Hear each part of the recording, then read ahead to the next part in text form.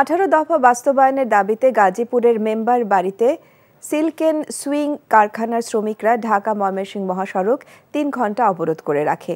সকাল 8টা থেকে শ্রমিকরা হাজিরা, বোনাস, টিফিন, বিল ওভার টাইম, চাকরিচ্যুত না করা সহ 18 দফা দাবি বাস্তবায়নের দাবিতে কারখানার সামনে অবস্থান শুরু করে। এক পর্যায়ে বিক্ষুব্ধ শ্রমিকরা ঢাকা ময়মনসিংহ মহাসড়ক অবরোধ করে রাখে। ফলে চরম দুর্ভোগে পড়েছেন যাত্রীরা। শিল্প পুলিশ গিয়ে শ্রমিকদের সাথে কথা বললে রাস্তা থেকে সরে যায় শ্রমিকরা।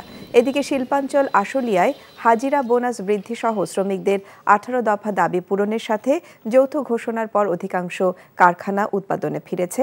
তবে বন্ধ থাকা পোশাক কারখানা খুলে দেয়া, শ্রমিকদের নামে দায়ের করা মামলা প্রত্যাহার ও ন্যূনতম মজুরি বৃদ্ধি করে 22,000 টাকায় উন্নীত করার দাবিতে কয়েকটি কারখানার শ্রমিকরা অবরোধ করে। অবরোধের কারণে বাইপাইল আব্দুল্লাহপুর সড়কের জিরাবো এলাকায় যান চলাচল বন্ধ থাকে। আই থিংক আমি ইন লাভ উইথ ইউ। ভালোবাসা কি এভাবেই হয়? ভালোবাসা এমন সব লজিকের ঊর্ধ্বে, জাস্ট ম্যাজিক। মেঘের মুলুকে তোকে নিয়ে ভেসে যেতে রাজি আছি, সব পথ ভুলে আমি তোর কিনারায় এসে দাঁড়িয়েছি। অনেককে তুমি এতদিন যেভাবে দেখেছো, এরপর থেকে তুমি সেভাবে পাবে না। তুমি কি আফসোস হওয়ার কথা বলছো বাবা? You are good human being. আমি আমার মায়ের মতো হয়েছি। কাজটা তুমি ঠিক করেছো। আমার মনে হয় তোমার বাবা তোমাকে অনেক ভালোবাসে।